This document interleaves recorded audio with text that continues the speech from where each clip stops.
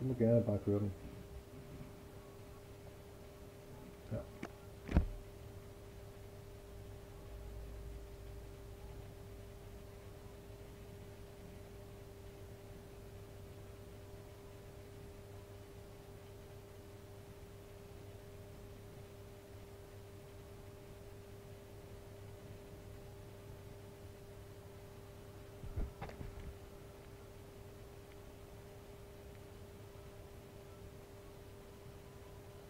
Yes.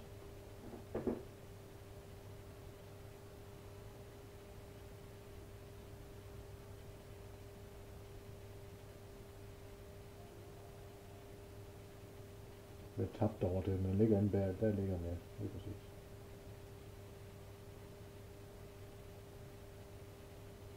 Det er jo rigtigt, og det der, ja.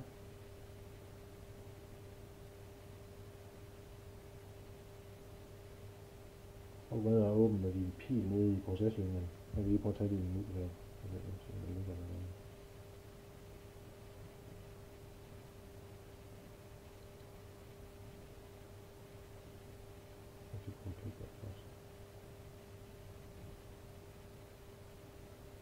Den er ny.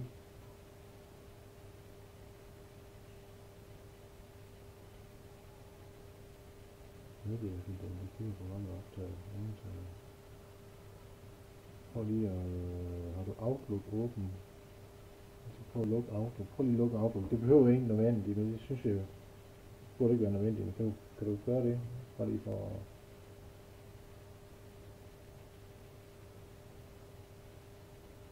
Prøv lige at trykke forsøg igen så her.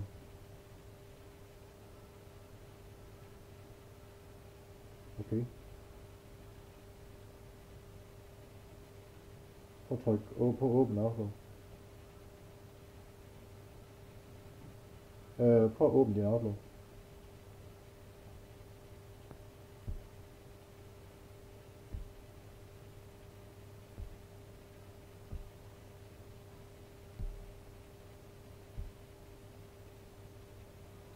Og tryk ny mail.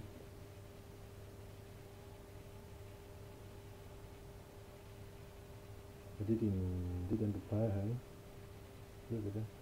Ja, ikke også? Jeg prøver lige højreklik på din mus her. Jeg tager lige musen igen her.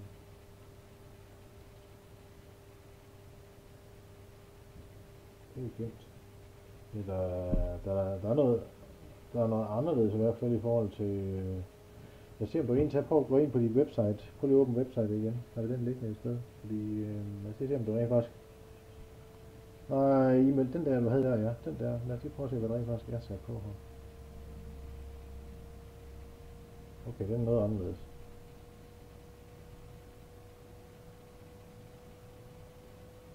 Og dog, lad os lige prøve at se, fordi du har garanteret en kampagne at køre. Prøv lige at lave en ændring i den, vi laver i...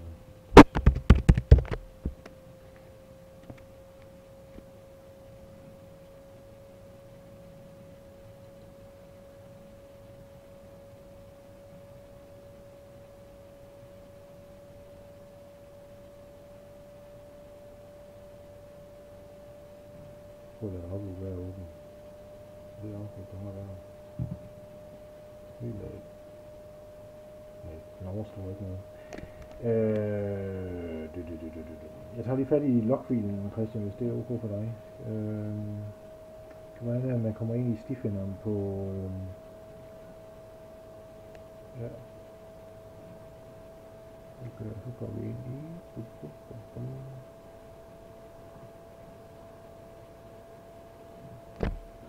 Ja, jeg skal ind under din...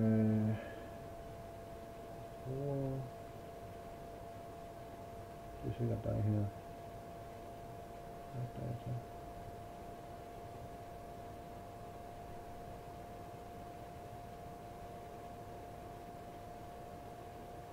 Det er den 19. Det er den der fætter der.